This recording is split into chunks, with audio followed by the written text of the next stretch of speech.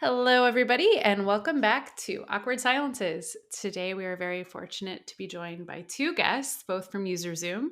We've got Alfonso de la Nuez and Dana Bishop, the co-founder and chief visionary officer, as well as the VP of Strategic Research Partners.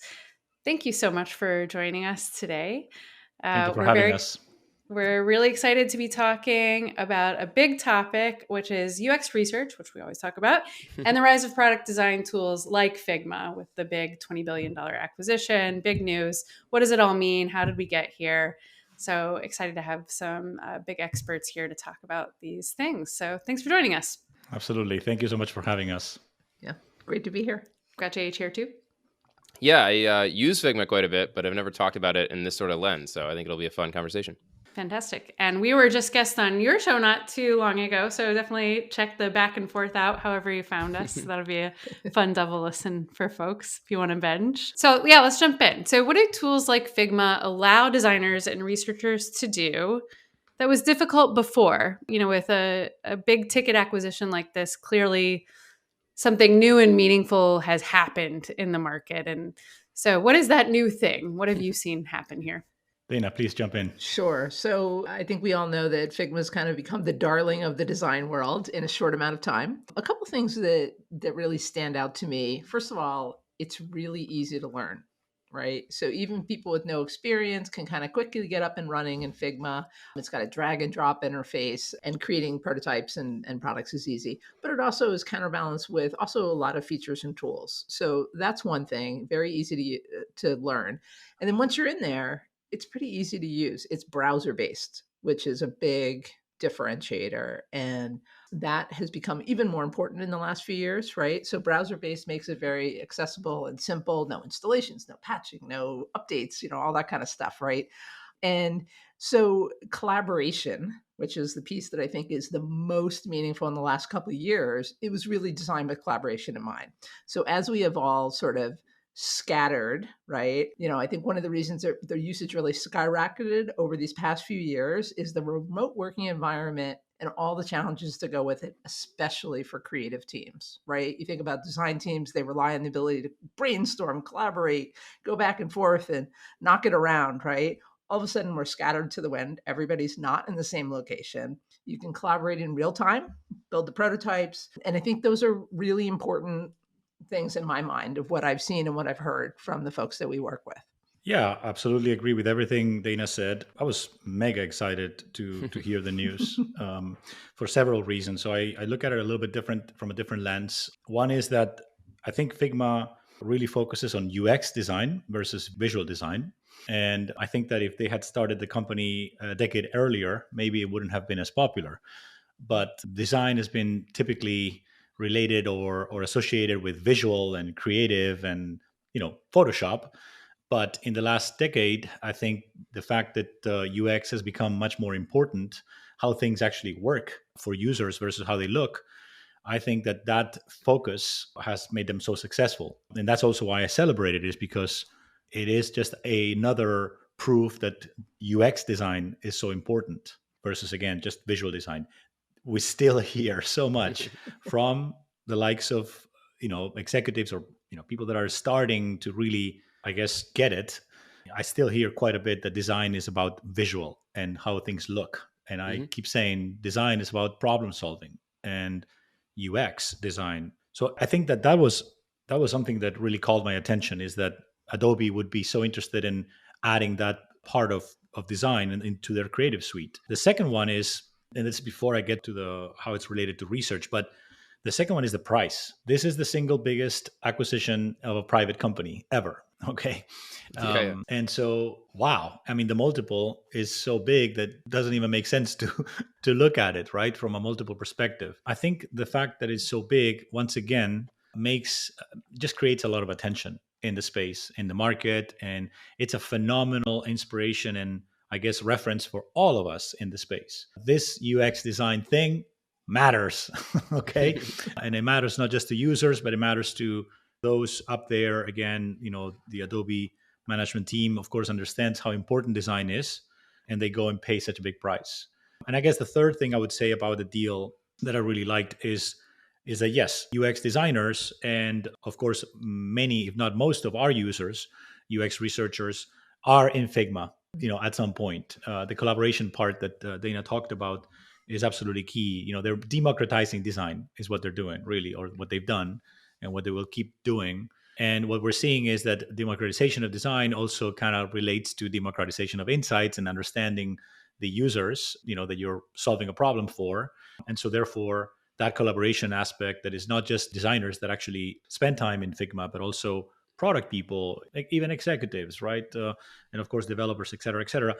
That is also how we see ourselves, the insights and the research aspect of UX, which is that you can't just expect UX research to be in the hands of researchers, but it's going to be, and insights are going to be in the hands of many others as well. So those three really kind of what called my attention about this deal, and yeah, very excited about it. Nice. Yeah, I'm curious how you think about, so browser based, very collaborative as a platform, focus on product design, all these rich features like prototyping built right in. Do you think that has changed how people are like using prototypes in their research? Or has it just made it like easier and faster, right? Because you could do these things before with Sketch and InVision, or even just paper prototypes, or go back to Adobe Fireworks way back in the day, right? Like you could do things. Is it just that it's gotten easier, and so that's been the unlock for research in product design, or is it you're doing new types of things because it has these capabilities? From my perspective, kind of going off of what Alfonso said earlier about democratization, one of the things that we're seeing, we have historically worked more in the past with researchers, right? UX researchers were sort of primary users for a number of years, started to shift, and it's really shifted. And I think a couple things are driving that. One is hiring of UX designers has really accelerated and outpaced hiring of UXRs in the last couple of years, right? And so you've got more designers and everything. And then a tool like Figma is there to help them to really quickly and efficiently build prototypes, and allowing a little bit more time in the sprints to then also you look to that growing team of designers and say, okay, now we want you to run your own research. We want you to go ahead and test prototypes. We're working with tons of folks on research and design ops initiatives. We actually have a documentation that we have developed for mostly UX designers called Best Practices for Testing with Figma Prototypes. And we are sort of teaching that and going with that wave because it's happening. And so I think it's two things: less time, and then also the necessity, right, to plug designers into research.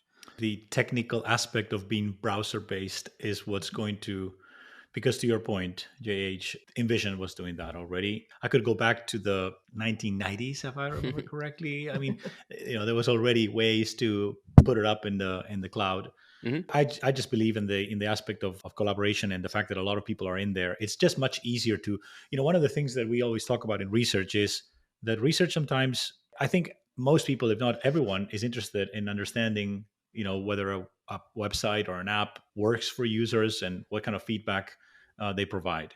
The question in research, in my experience in the last 20 years, has been much more about operations, about how to make it happen, and also how insights flow around, right? So it's, by the way, something we focus on at UserZoom with the Enjoy HQ acquisition. If you build a research study and you launch it, you collect data and you create a PowerPoint, which takes you, I don't know, a week, and then you present it. It takes you another day. It takes you this, and then it goes into some sort of drawer or folder. It's not the same as if it flows, and it's kind of embedded within the stack, whether it's Atlassian or other project management tools out there. So I think that what's happening with Figma is they're making it so much more collaborative that everyone is working there. They actually call it a design system, not a tool, right? And so I think that research is probably, from a technical aspect, probably not changing much. I mean, there's probably some easy ways to just launch it from the web, from the browser and things like that. But I don't think that's going to create a lot more demand. It's just a matter of exposure and exposing, those prototypes, wireframes, mockups, ideas that are in Figma to the end users. And then those stories should flow so that it can be more collaborative. You can analyze the results together and actually come to a conclusion, especially if you're remote. In this remote world, somebody's going to make a decision out in Australia for what was tested in the US. I don't know, I'm just making it up. That's what I think is made the big difference. Dana, you mentioned you have a whole guide of best practices. Yeah. I'm curious to hear any of them that you could share. A couple off the top. What? Some of it is just really like tips and tricks for how to be successful, and there's a few things about hiding the UI, and there's just kind of some Right. sort of back end stuff. And again, we're kind of aiming it towards designers, to be honest, because we are seeing more designers running the research and taking their prototype and then taking it to the next step. And so maybe they're not seasoned on sort of how to do that and how to sort of get it to be external facing. So you think about collaborating with your internal team, and then you think about end users looking at your prototype. There's a couple little tricks and things you need to kind of do, and how to hide it. And there's how to hide that interface, how to make publicly shareable links, how to, there are things like that. And, that just kind of got incorporated into our conversation with our customers, because again, it's kind of skyrocketing usage of Figma. Have you seen like anti-patterns emerge there? One thing that I always wonder is, because Figma makes it so easy to work at like a high fidelity and make a really rich prototype, you have all your components in there, you can link up all the frames, make all these interactions. I know I personally, years ago, when I first got introduced to it and was excited, made like a really overworked prototype, right? That had a million different interactions and all these frames, and probably could have learned the thing I needed to learn in like a third of the amount of work in terms of wiring it up. Is there some of that you see, or like how do people make sure that they don't like just get so obsessed with the capabilities that they're just playing with them and losing sight of like what they need to learn and that side of things? That's interesting. I could see where that would happen, where you would fall into that, because with other prototyping tools and in the past, the debate is always, hey, should we just make a happy path only, prototype and Right. keep it simple? And I think to some respect, we have seen sort of people get overexcited about what they can do quickly. And so maybe those constraints that in the past weren't a bad thing were in there.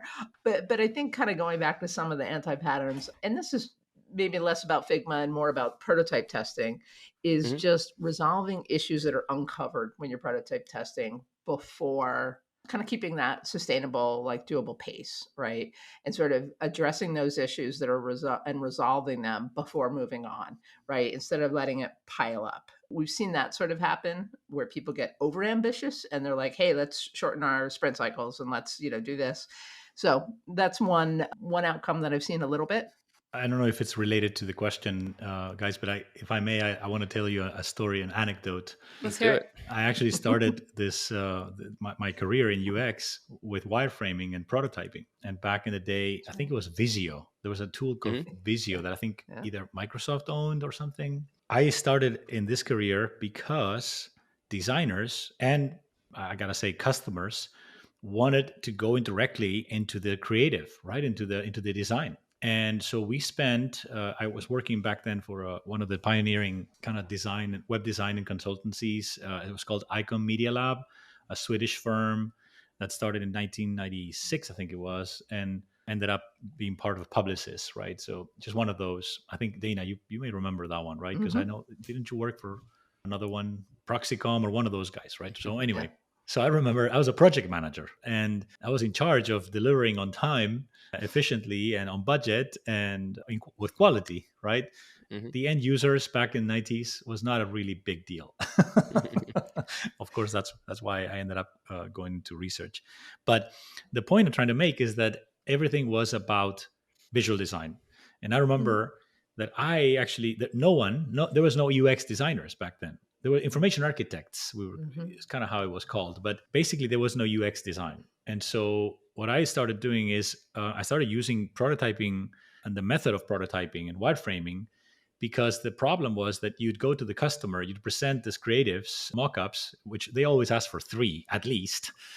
That would take a long time. And then the customer would say, I want this from this and this from that and this from that, right? Cherry picking like that. And then the problem also was that the creative was not thinking about information architecture, menu design, labeling, copywriting. It was all about just putting it out there. So for me, I mean, fast forward to today, of course, Figma is what it is and has become this amazing company. But I mean, the value of prototyping and wireframing is so huge for UX and for good information architecture and navigation and structures and things like that. That's why I really like card sorting and tree testing and these methodologies. And I guess I just wanted to share that anecdote that it wasn't popular to wireframe before, and I'm glad that it is now for sure. Yeah. So there's more UX designers in the world. More of them are using Figma. Is there more research happening as a result? Is there more prototyping? Is that resulting in better outcomes for research, for better products?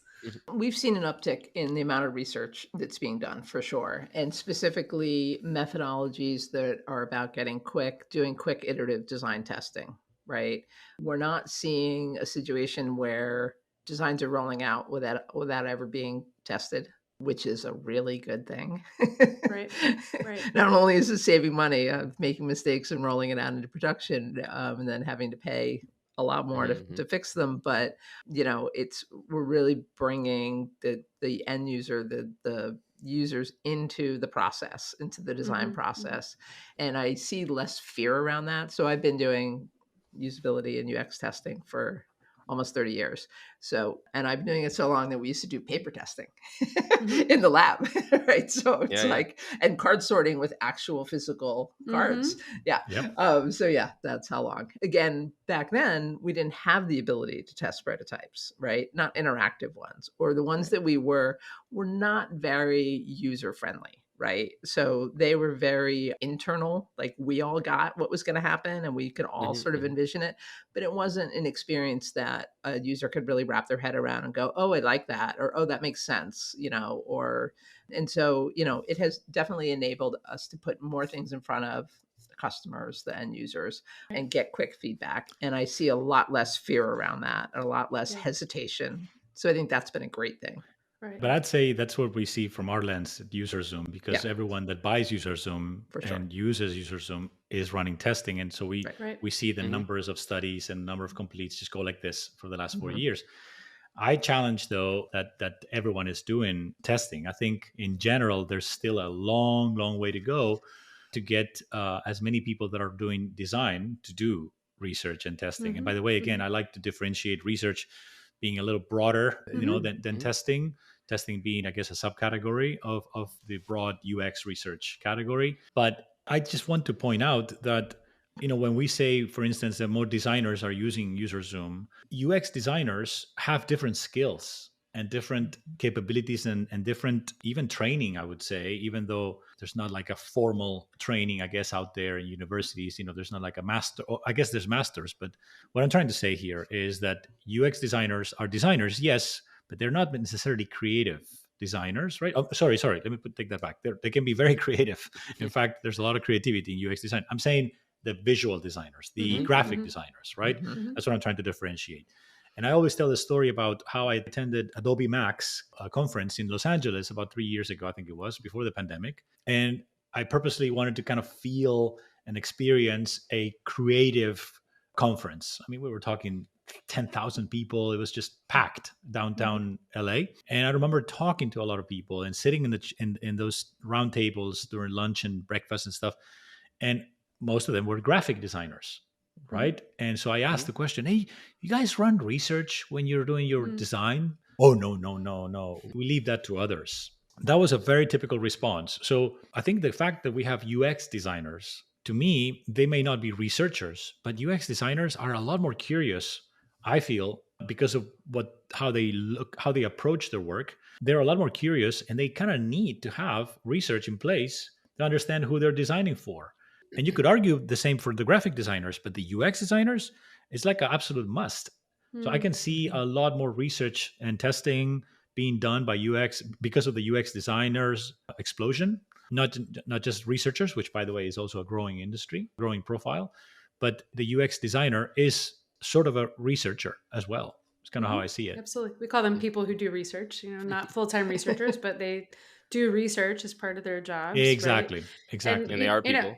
And they are people. Yes, absolutely. UXers are people too. And in our organization, product design, UX design, we could get into the semantics of what is what, but they're doing visual design too, right? They're not passing that then off to another person to slap some colors on it. And so that research that they're doing or are part of is becoming, part of that final visual product. And we did do research on our brand design as well. I'll just shout out Holly, which I know doesn't happen all the time, but I think your point that research can and should be incorporated into all manner of designs, right? Not just And UX design. 100%. That brings me to another point that was very popular back in the day, maybe not as much today.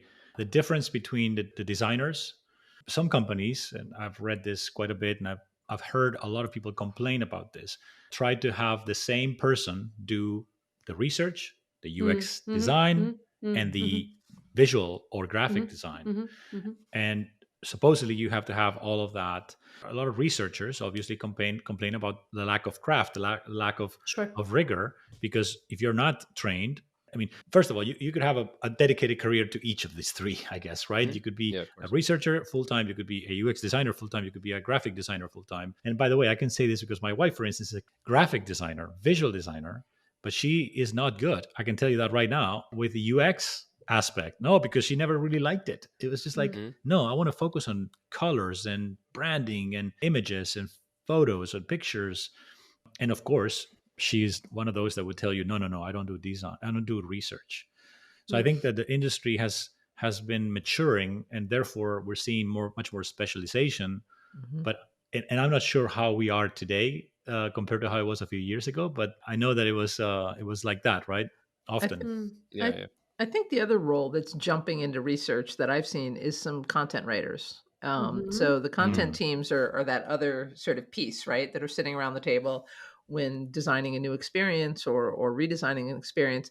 And I've had more folks come to me for advice and for feedback on their studies that are content folks. That's what they're calling them, content designers now. Right? Yeah, I mean, it's fascinating. That is brand new in my universe, right? Of it's really just the last couple of years, and so that's really interesting. So again, kind of democratizing beyond just designers, and everyone's getting in a little bit more. The other thing I can say, before joining UserZoom, for about the 15 years or so prior to that, I was mostly focused on benchmarking and measuring the UX. And so that was primarily live sites. So measuring your experience over time or against competitors.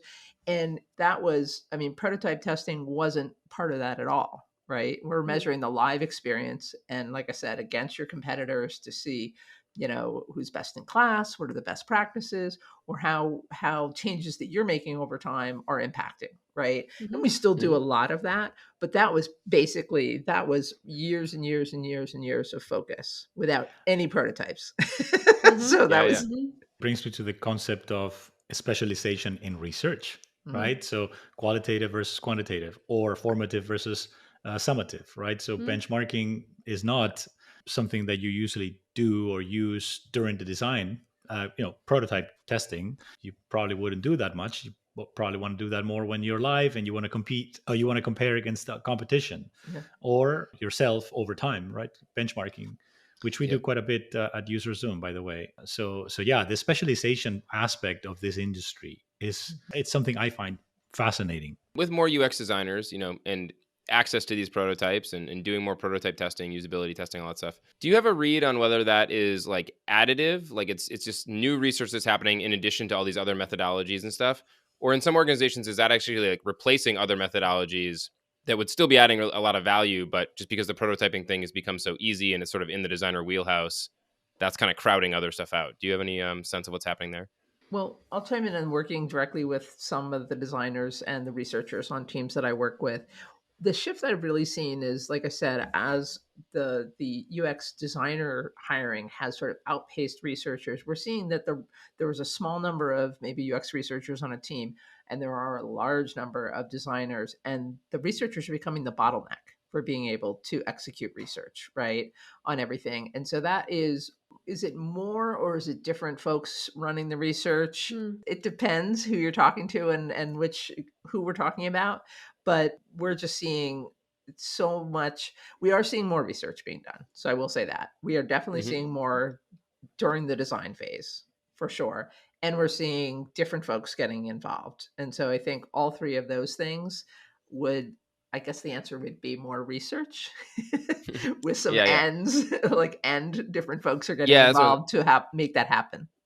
Yeah, or maybe to phrase it a different way are some of these UX designers relying on like prototype and usability tests because it's right there for them when they should actually be doing some like broader generative discovery stuff and And like, do we need to get that balance back, or do we actually think that this is, been more of just like a net positive? Like, Oh, I hear where you're going, and it's actually something that I can say without giving away much, but we are seeing things like that ourselves, where there is such demand for more usability testing. I call it kind of tactical testing versus strategic research. And so, there's so much demand for it, JH, that I think probably there needs to be a way to find an equilibrium and run that research because it's clear that the need is there. There's a ton of prototypes, being built, and you want to validate and all that stuff. But if you stop doing more strategic research or even like benchmarking to really, measure and just go beyond the 10 users and the qualitative research, you're going to miss out and you're in trouble, right? So right. So I think that you have a point there.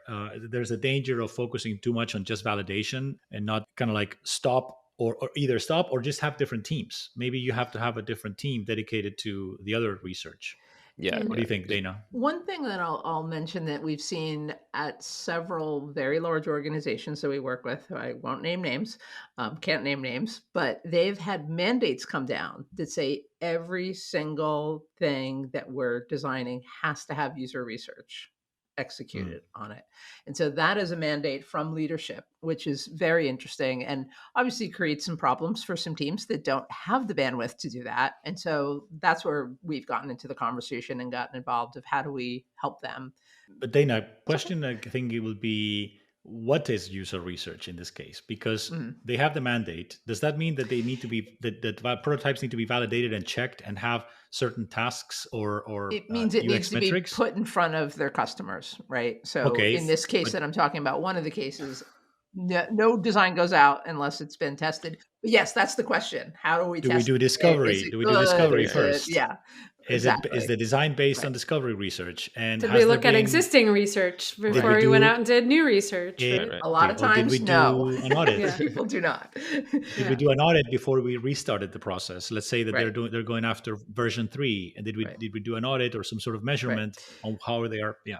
So I will say that to your points, what I have seen is sometimes it creates a little chaos because there's this mandate without a plan, right? And so that's where we've gotten into some conversations of like, okay, understand the mandate that's coming down, understand how many, players you have in terms of your team and your resources, and, design ops and things like that are helping to sort of scale. And your participants, your standardization, have enough participants to talk to. right? Yeah. Exactly. Where are we finding those? Are they very special audiences? Is it, so it's interesting times. I mean, there's some growing pains for sure. I mean, I'd rather have the demand like that Right. versus no demand. Just go through. It's just that we need to educate the demand or the people that demand this, and tell them, hey, it's not just about validation or testing. You can do a whole lot of things prior to them. Like, for instance, again, I'm talking about discovery or basic, benchmarking, auditing what you're about to design, right? Or understanding the persona a little bit more before you even build a prototype. So if you can educate and kind of discuss that and make that the demand, like be user-centric versus test your products or your prototypes before you launch. Right. Yeah. It's still important to make sure that you're using the right, tools in your research toolkit to get the right insights you need, and kind of avoiding the, what is it, if all you have is a hammer, everything looks like a nail. It's like if all you have is a Figma prototype, everything looks like usability research. Like you probably need to make sure that you're, taking a look at the whole spectrum of research you could be doing. Right. Exactly. That's one of the ways I think research has been at our organization really helpful, where they're very focused on sort of, the empowerment, enablement model and democratization. And we have lots of people who are not researchers doing research is, a consultative approach of, I want to learn this, what's the best method to use it? Because that's not going to be the skill set of a lot of UXers or product managers, is knowing what tools to use, what methods to use, but you can very much get help doing that from someone who does know that. So I've had a lot of conversations in the last few years of people coming to me and saying, so I want to run a card sort.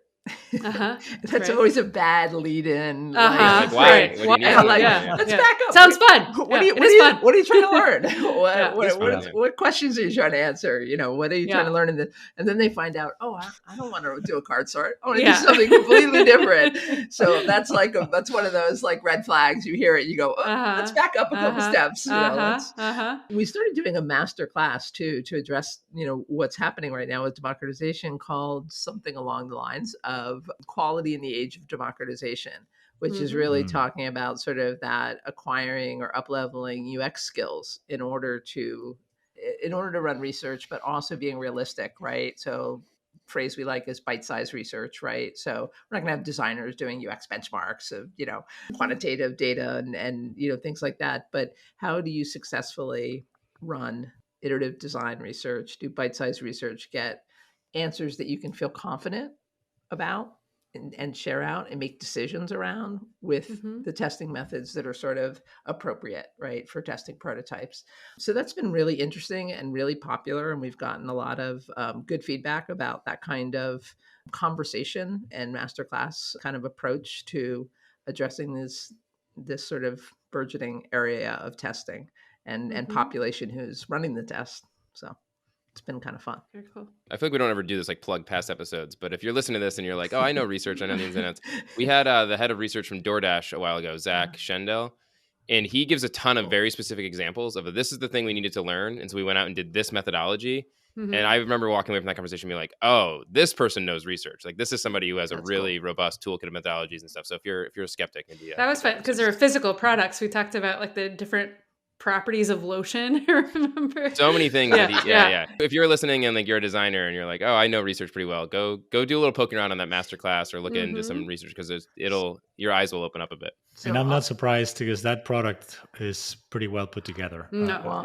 I'll tell it. I have a great DoorDash story. I have a family member who works for DoorDash in marketing, but there's sort of a mandate that everyone on his team has to be a DoorDash customer once a week, and they have to do a purchase. And so he was staying at our house and was like, okay, where can I get DoorDash around here? And I live kind of in a rural area. And I was like, oh, okay. And he was like, no, I have to do it for work. I have to do it once a week. I have to go through that customer experience and purchase something and go pick it up. And then they have a whole, I'm not telling any big trade secrets, but it's very interesting. I mean, I thought you were going to say the opposite because I think they have folks be dashers too. Right. He was not being a customer. I wrote an article about the competitor, Grubhub, and the relationship between UX and CX, because you just mentioned customer experience. And what I wrote was, hey, I was a user before I was a customer. I literally, it's a Friday night, my kids want pizza. And I was like, I think it was like raining or something. It was like perfect opportunity to order it remote. It was the first time that I ever used it a couple of years ago. And so I downloaded Grubhub and I was able to find a pizza and order a pizza and do everything like literally before 5 minutes, like in a few minutes.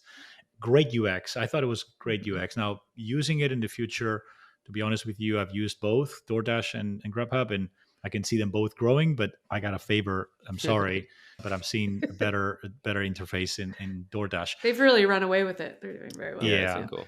But so then, I order the pizza and it's supposed to be here in 20 minutes. It gets here, I think, like 50 minutes.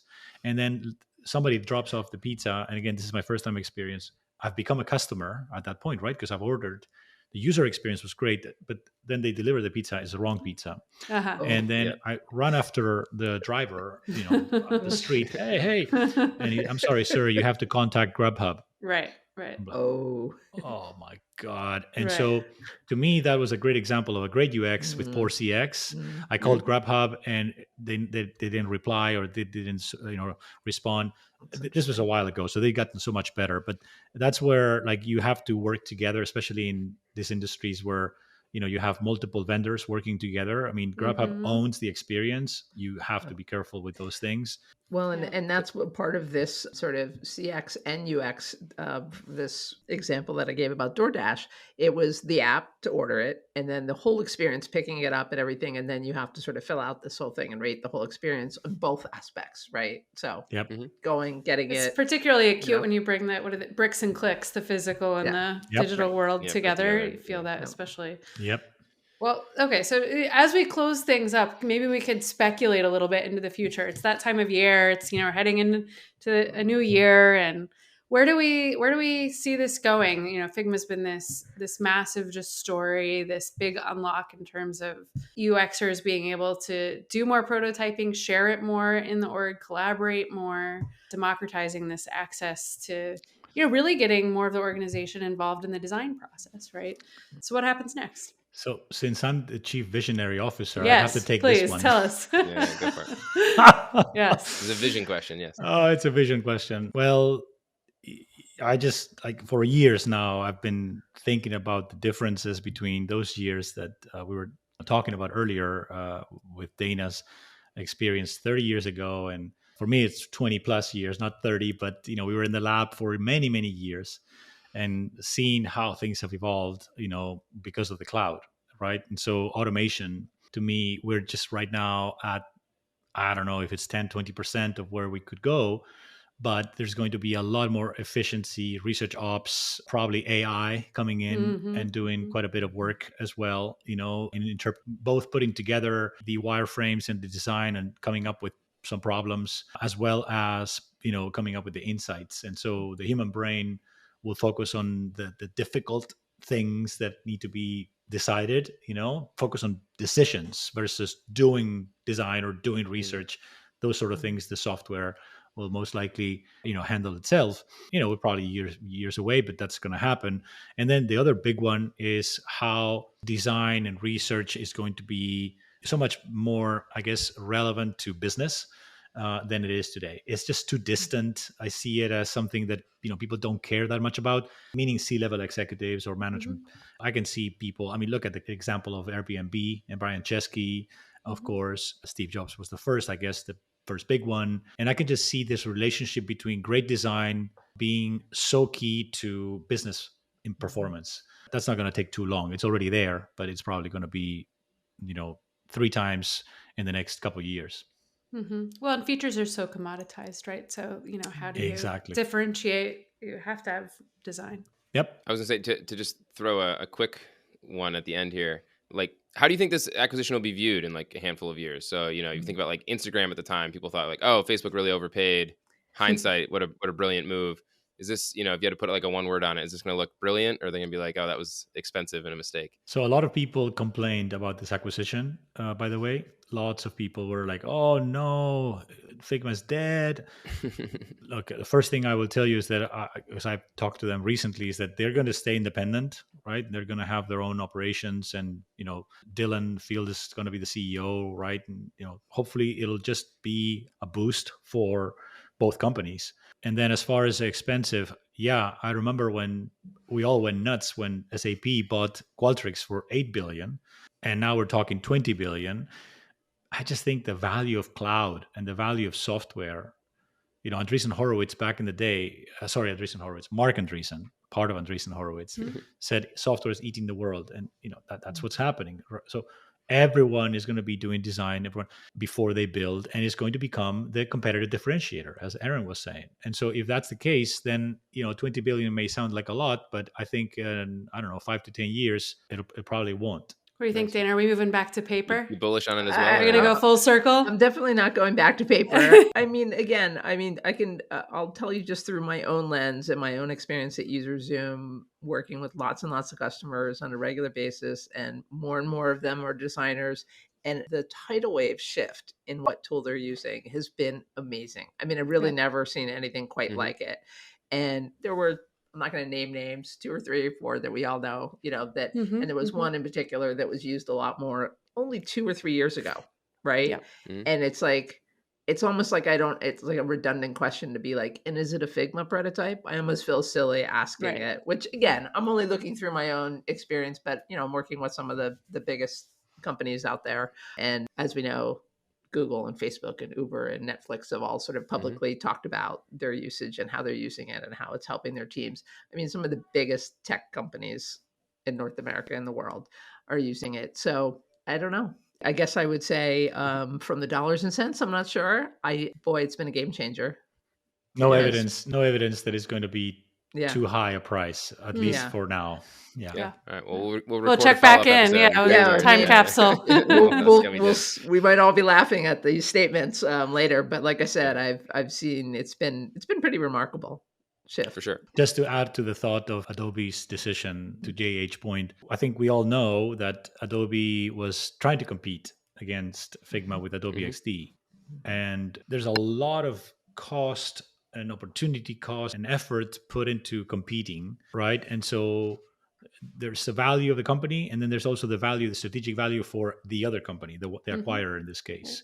So one thing is how much the company is worth. Another thing is how much it's worth to you in this case, given where you're going and what you want to do. And so sometimes, corporations make decisions because in this case, they want to move into a space that they weren't successful doing themselves, and they were going to compete. That was going to be very expensive. Right. To do that. It's the ultimate build versus buy. Correct. Yeah. And partner, build, partner, buy. That's right. Yeah. All right. Well, thank you so much for being our guest. It was wonderful to have you, and have some very happy holidays. And we'll talk to y'all in 5 or 10 years and see what happens with all of this. Hopefully before. Yes, hopefully before. Yes. But yes, thank you so much for having us. Great conversation. Yes, thank you. Yeah, thanks for coming on.